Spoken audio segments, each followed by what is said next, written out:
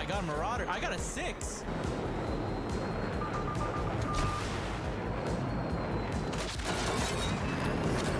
There's a tank right next to C. Alright, hit him. He's weak. Oh, he's one. I got him. Woo! Oh, wow, this is it, right? I'm gonna go fucking this guy sniper him. What the fuck? More people with a money prop. That's another one.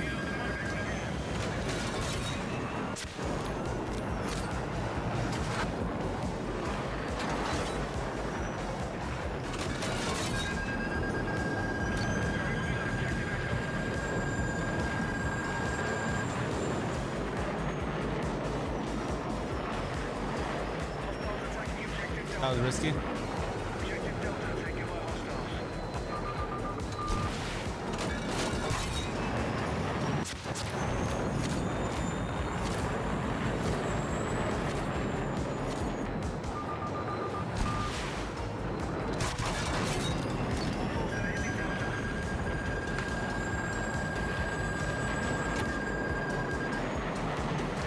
We had him one.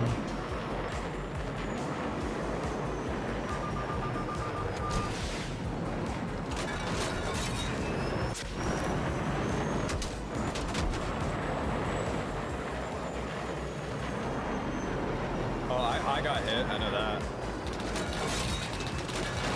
Jack could have potentially been around like the same time.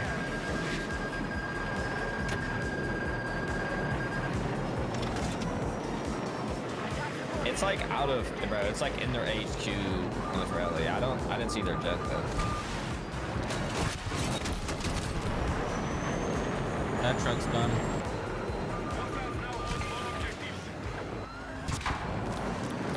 YouTube, what's going on, you guys? In today's video, I got you guys with the most in-depth guide that I think that I have ever posted about any game on this channel. And this is going to be about how to fly the attack jets and be the best jet that you can be on the Battlefield 6 beta. Now, this is a little bit something different than we would do typically on the channel. So if you guys do like this type of content, or you guys are newer to the channel and just following for Battlefield 6 content, do me a favor, go down below, drop a sub and drop a like at the same time. Helps us get pushed out to the algorithm a lot, and it's also a really good way to support. And down in the comment section, let me know your guys' thoughts and opinions about this type of content. Do you guys want to see more educational content and a little bit less on the high kill fragging? Because I'm more than happy to help teach people anything that I do know. So without further ado, I just want to give a quick shout out to my Noti gang, and let's go ahead and get right on into the guide. All right, so we're going to be splitting this guide into a few different sections, and I do have a lot of in-depth notes here that I took throughout the beta. We're going to be splitting it up between attack, defense, light maneuvering, and then of course some overall tips, and then we'll end it off with the best settings to be using on both controller and keyboard and mouse for the attack jet. So let's go ahead and get right on into it. First of all, we're going to be starting off with attack. There are 3 major move sets that you guys are going to be using in the attack jet, starting off with the 20mm cannon. This cannon is going to act as a turret. It has unlimited ammo with a red circle in the middle. That red circle will fill up as you shoot and will burn out if you guys completely fill out the circle, so make sure that you guys do not let that circle completely fill up. Otherwise, you guys are going to enter a little bit of a lengthier cooldown, and you're going to have to wait before being able to use it again. Because of that, burst fire is typically better. Now, these 20mm cannons, at least for aircraft like helicopters and other attack jets, do a lot of damage. I mean, I don't know if they're going to change it between now and launch, but they absolutely fry other jets. It takes about half to 3/4 of the circle in order to fully kill a jet or a helicopter, I noticed. These things are insane. Be very careful when you guys are in mid-air fights. We're gonna go a little bit more in depth with how to handle dog fights later on in the video. That's the most that I want to cover on it right now. One thing about these 20mm cannons is that they're very, very hard to use against infantry on the ground, so I do not recommend really using them too much. However, if you guys do decide to be a little bit on the riskier side, I would say when you guys are going down, make sure you pull back on your left stick, throttle down, shoot at them, and then pick up your speed with the afterburner and get out of there as fast as possible. However, that's getting a little bit more into the advanced stuff, so while we're still learning, just stick to that. Do not use the 20mm cannons against any sort of infantry. Our next move is going to be the ATG missile, aka the air-to-ground missile. This locks onto vehicles that are on the ground, does not lock onto any aircraft, so do not even try using it on helicopters or other attack jets. These are a shoot and forget style type of attack weapon. So what you guys are going to go ahead and do is you're going to aim them right over any sort of vehicle. It'll lock onto the vehicle. Once it's completely locked on, you guys can fire and it will just go ahead and track down on whatever vehicle that you lock down to. Now these ATG missiles are super strong. They can one-shot all light vehicles, so that's anything to do with the ATVs that you guys will find on the ground or any sort of cars. They cannot one-shot tanks. However, we do have a few combos that I do like to use against tanks that can one-shot them. Again, we'll go into that a little bit more in depth later on in the tips section of the video. So if you guys are going to use the ATG missiles and one-shot all light vehicles, cannot one-shot tanks, and do a lot of damage on the ground. Now you cannot fire these missiles in rapid succession. You can only fire one at a time. So after firing one, you guys are going to notice that on the bottom right hand side of the screen there's going to be a cooldown. Once this cooldown is done and it goes to 1 out of 1 missiles, that's when you guys are fully reloaded and you guys can use one again. You cannot fire them in rapid succession, nor can you fire them by themselves at infantry. These are strictly air to ground missiles that can only be used on vehicles. Now even though these are really strong and very good against vehicles, the most success that you're going to have is when comboing it with other attacks. So moving on to the next attack, we're going to be using the unguided missile. Now in my opinion, and a lot of other pilots in Battlefield 6 are going to tell you the exact same thing that are veterans in the game, this is by far the best attack method to be using out of the 3. You can use it against vehicles, you can use it against infantry. If you're feeling really cocky, you can even use it against mid-air things like helicopters, although that one may be a little bit less common and more situational, but you get the point. This is going to be the main weapon that you guys are going to use to get a lot of high kills and really climb up that leaderboard and really support your team that way. One person that I do kind of want to use as a little bit of a reference, and I always am an advocate for watching gameplay on what you're trying to learn. So if you guys are trying to learn how to use the attack jet, watch a lot of veteran Battlefield 6 players or streamers and see how they maneuver around with the jets. One person that I can definitely recommend you guys is Silk. He is a veteran Battlefield attack jet pilot and he uses the unguided missiles the most out of any other weapon that he uses in his arsenal on runs. One of his best gameplays that he's had on the beta so far is a 61 kill gameplay using these unguided missiles for a majority of it. So make sure you guys check that out. You guys will see what I'm talking about there. Now the way that these unguided missiles work is as you guys fly close to the ground, you will see a white circle that will show you the blast radius and point of impact of your missile. So if you see a bunch of red diamonds on the ground or vehicles, if you line them up right in the middle of that white circle and you launch that missile, it's going to go ahead and hit right on top of that and do a bunch of damage. Now unlike the ATG missiles, you can fire these in rapid succession. You have 2 of them in your arsenal at each time. However, the cooldown does take a little bit. So while you guys are starting off becoming pilots, I would say try to use only 1 on every single run. By the time that you do a full circle and go for your second run, you still have another missile in your back pocket. And by the time you complete that second run and loop around to do your third, your cooldown for the third missile will be done. I only recommend using both missiles if you are in an absolutely juicy run with a bunch of red diamonds or a vehicle that's really low or anything like that. But if you guys do want to use those 2 missiles, there is one tip that I do have for you. On each HQ for any vehicle, there is a repair station that is on the ground. If you fly your jet close enough to your HQ, even though you're not on the ground, that repair station still will repair your jet and refuel your unguided missiles. Now just for future reference, because I thought that it refueled everything in your arsenal, it does not refuel things like flares, so keep that in mind for things we're going to talk about further in the video. Now it's only intended that you can repair and refuel your jet at your HQ solely and not the enemy HQ. However, right now there is a bug in the game, so if you are on the NATO side, you will actually be able to use both your HQ and the enemy HQ to repair and refuel your jet. So while that's a bug in the beta, use that to your advantage. It most likely won't be the case in the full game launch. So if you're watching this video in October, then you're only going to be able to repair and refuel your jet at your HQ, so only do that. And if you're not on the NATO side and you guys are actually on the PAC side, you are actually at a little bit of a major disadvantage here because you can't use any station to repair your jet or refuel your cannons. That's something to be a little bit conscious of. If you're on NATO for a game, then you will be able to use a lot more resources and play a little bit more aggressive with the jet. If you're on PAX, you may have to play a little bit slower and more strategic because there's not going to be a lot more leeway. So if you are going to fire those 2 missiles in rapid succession and empty out your entire arsenal, make sure you go right down to your HQ near the ground or near the enemy's HQ and refuel, restock, and repair your attack jet. Now that's something that's kind of a little bit more on the very advanced side, but I did want to make sure that that was included somewhere in this video. So once you get comfortable with flying the jet, you'll be able to kind of do those cool little things. Now we're going to be moving on to the defense side and how to kind of play defensive against other jets and other things on the ground. So against other jets, try to keep your speed up as much as possible. Do not slow down. Do not become a sitting duck. Keep those afterburners going as much as you can without completely burning out all of your energy. One thing that I do like doing and something you guys may be able to do farther down the line as you become more confident in your flying skills is entering more risky risky flight situations. As you're being chased by another jet, they may not be as good as flyers as you, so I like to fly close to mountains or nearby the ground and enter riskier situations. So they'll be forced to either stop chasing you or they'll keep trying, but then because they're not as experienced of pilots, they will inevitably crash. Now, one thing I do want to highlight and cover is the attack helicopters. These will mess you up. I mean, they will do a lot of damage to you. Their kit and their arsenal will do a ton, so make sure you guys are at all times staying above them. Do not let them match your height. Attack them with the 20mm cannon, since you can lock onto them with the ATG missile. If they try to match you, again, go higher. Keep going higher, fire down on them with that 20mm cannon, or avoid them. You should be good. Now, with the tanks and anything anti-aircraft, avoid going completely head on against them. They will one-shot you. They'll do a lot of damage and take you out. So either avoid them, go on deep, wide flanks, or try to attack them from high angles. That is the only way that you should be taking them out safely. Now, as you guys go against players that may not be as experienced in tanks, you may be able to get away with a lot of stuff, but as I said, generally just follow those rules. Another thing that's super important is that the flares are a one-time use, and they do have quite a little bit of a cooldown. As I said earlier, you cannot restock them over at your HQ, so you have to be very careful about how you use them. And that brings me to my next point, which is the 3 phases of missile lock. So there are of course going to be 3 different phases. There's going to be the locking, which is when an enemy is locking onto you with their RPG or missile, and it's going to be blinking yellow. Then there's going to be the locked, which is where it goes into a solid red, which means that they have locked onto you officially. And then the game's going to start screaming at you and blaring alarms and flashing red lights that's going to be saying incoming. Do not, for the love of God, fire your flares when it says locked. If you do that, a majority of enemies are just going to wait until the flares go fully away. They're still locked onto you, and then now they can just fire their missile and you are completely without any flare. So when the game starts screaming at you, when it starts blinking red and it says incoming, that's when you guys should be using your flares, not when it says locked. Now, once you use your flare, one thing that I like to do is I like to kind of hang a little bit nearby the crevices of mountains, or be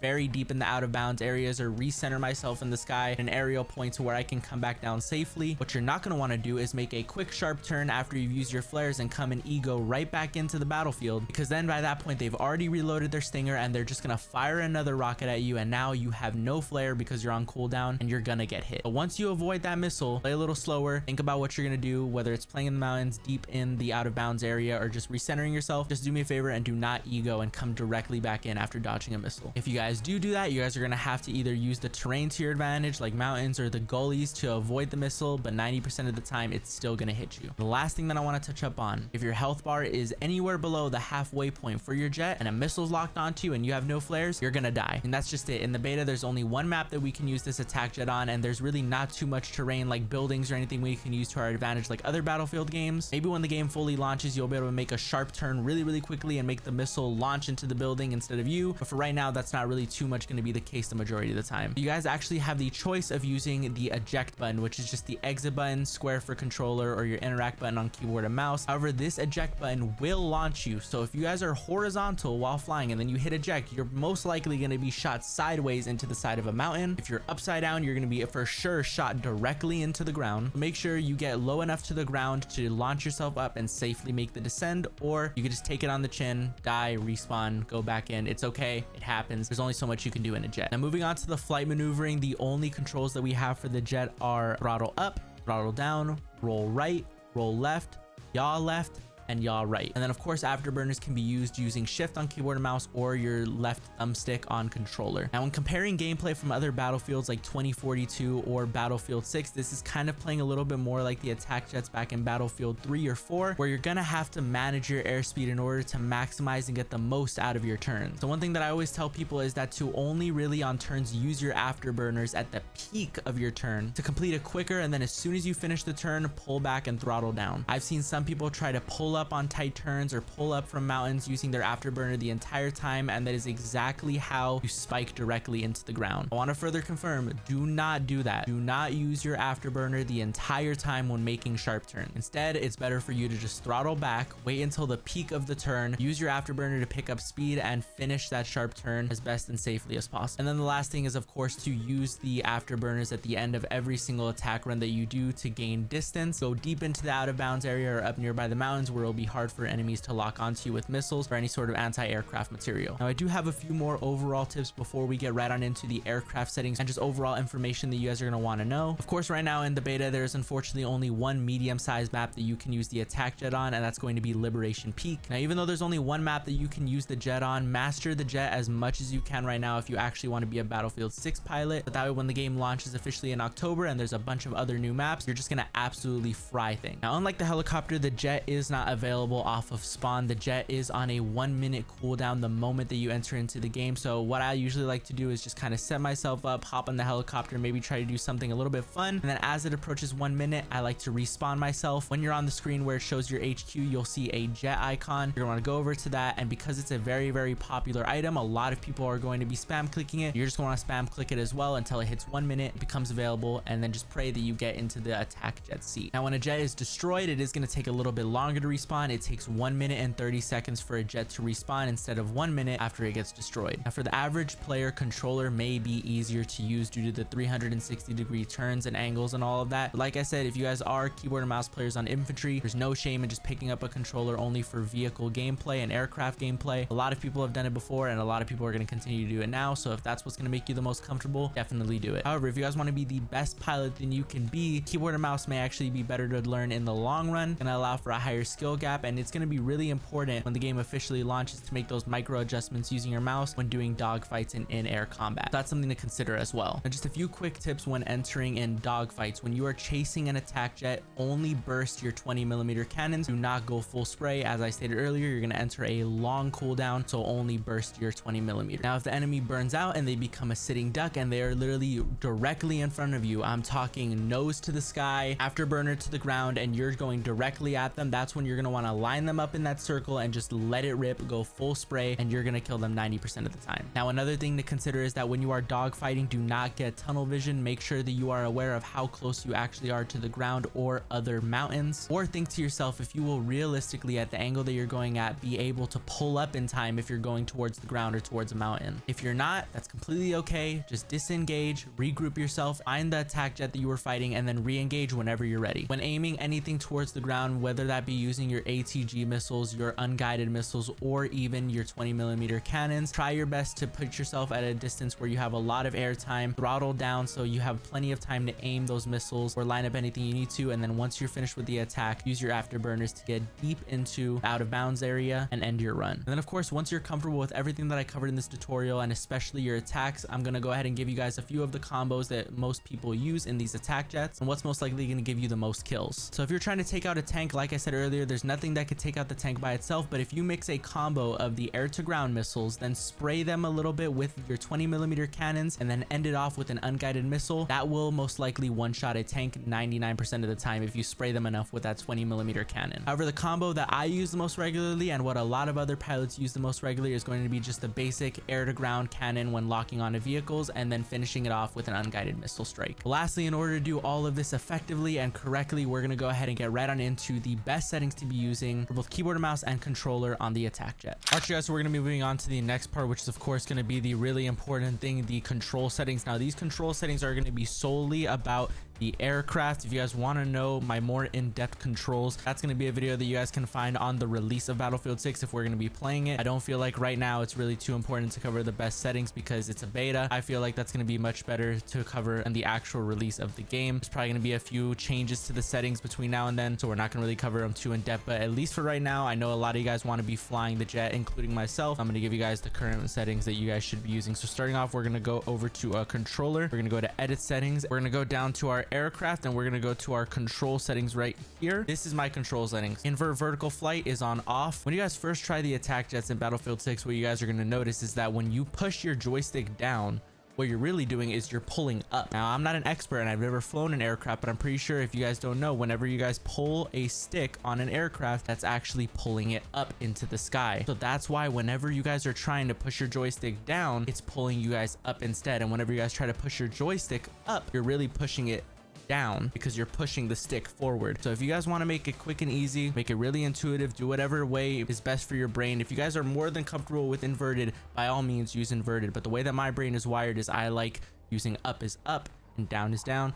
So turn off the invert vertical flight for aircraft on both of these. My aircraft control sensitivity on controller is 20. That's my personal preference. I feel like it allows for those finer tuned shots whenever you're trying to enter those dog fights and shoot aircrafts out of the sky. So that's just what I personally use. Third person aircraft camera roll. Honestly, from what I've seen, this is a little bit up to personal preference. I do feel like there is a little bit of a skill gap when you enter this on off, and you have a lot more to learn. For me, it just feels a little bit wonky. Like I said, my brain isn't really wired that way. It feels very counterintuitive to what I've already learned. Now, granted, if you guys start off with this being off, great. You guys will have a higher skill gap ceiling, I feel like, and I see a lot of professional pilots on Battlefield 6 that have been playing in this industry for years using this on off. If you guys have it on off, there will probably be a higher skill gap ceiling. I personally am going to keep this on. Maybe once I hit a full mental reset and forget all of the controls of the game and we launch back into it on October, I'll probably start to try to learn this setting off. So right now I have it on, but if you guys turn it off, that's not a bad thing. All that it really does is, if you guys notice, whenever you ADS and you guys are in the actual seat, whenever you make a turn, you're in first person, so you're going upside down. Same thing when you're hip firing and you're in third person, it's going upside down, it's moving with you. If you guys turn this off, the only thing that's going to be moving is the jet. The camera is going to stay still, meaning even if you go upside down, the camera is going to stay completely centered. It's not going to flip. That throws me off. So it's really up to you guys. Again, vehicle aim sensitivity is 20. All of these settings are off. One of the more important settings you guys are going to want to turn all the way up to 83 is the vehicle third person field of view. This will allow you to see a lot more of your surroundings while you're flying, not only just in your jet, but in all other vehicles. So make sure you guys turn that off. And then everything else is pretty standard. I'm just going to scroll right through it. I don't think I've changed anything else. Everything is the exact same apart from that. Another thing too that I really do want to highlight is, once you guys are finished adjusting those controller settings or keyboard and mouse settings, you guys are going to want to go over to our accessibility tab, scroll down, go to camera effects, modify it, and make sure all of this is turned off. I know a lot of people like realism. If you like realism, if you like motion blur, camera shake, all of that chromatic aberration, that's fine. You can leave it on, adjust it to your liking, but I personally want to be able to actually see what's going on my screen. So I turned the motion blur all the way off, the weapon motion blur all the way off, turned off the soldier HUD motion. I like it being static. Camera shake amount turned all the way down, chromatic aberration off, and infantry crosshair projection is off. So that's also something really important that I feel like I really needed to cover. Now, once you complete that, you're going to make your way over to the graphics tab, and these are my graphics settings. Just gonna scroll past them. If you guys want to screenshot them, you definitely can. Film grain, that's something I want to highlight. I have that on off, Magenta off, and chromatic aberration again off. If you guys are on PC, make sure you guys are on full screen. Now, once you guys get to your visuals and your HUD settings, this is a setting that you guys may want to turn off. Vehicle HUD motion, what that means is whenever you guys are in the vehicle, if you do a large amount of motions, it's going to start shaking and moving. Again, I want it to be static. If I turn that off, you guys are going to go to advanced HUD settings and modify it.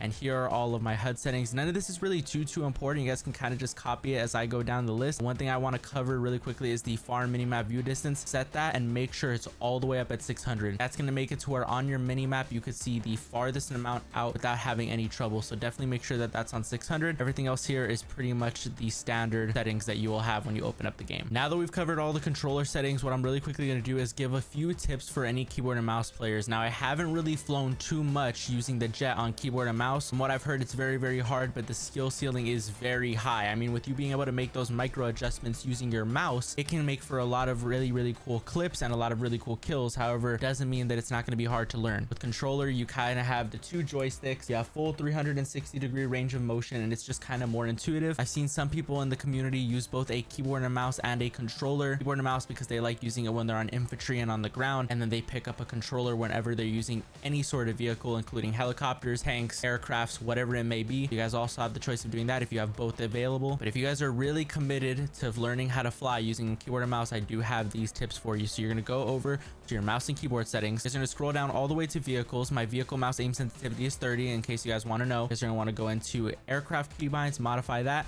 And here are the keybinds that I run. Of course, there are a few that are a bunch of personal preferences. For me, exit vehicle, I use E, even though I may be thinking on switching to F because F is the interact button. Full map, I am using B just because it's a lot closer and I like to tap it with my thumb, but that's of course all up to personal preference. Now, my chase camera, I did set that to my middle mouse button. My change C is C. My free look is my mouse 3, so that's the mouse button on the side of my mouse that's closest to my thumb. So that way, whenever I'm shooting, I can just press that mouse button, this little one right here, that's the closest one available, and just move around while still being able to kind of use whatever I need. Afterburner, shift, that's base. All of this is kind of the settings that is just right off a rip. But one really important setting that I want to highlight for keyboard and mouse players, and every veteran Battlefield player that you guys asked that has flown the jets on keyboard and mouse is going to tell you guys to do this. You guys are going to go to movement, and you guys are going to change your pitch down to left control and pitch up to space. What that's going to allow you to do is it's going to allow you to use those buttons to go either up or down. If you want to go into a full nosedive, you're going to hold your left control. If you want to go straight up, you're going to hold your space bar. Now, yes, you can use your mouse button to make those movements and go up and down and left and right, but by the time that you turn your sensitivity all the way up, you're not going to be able to control it enough to make those small little adjustments whenever you're in a actual gunfight midair. Or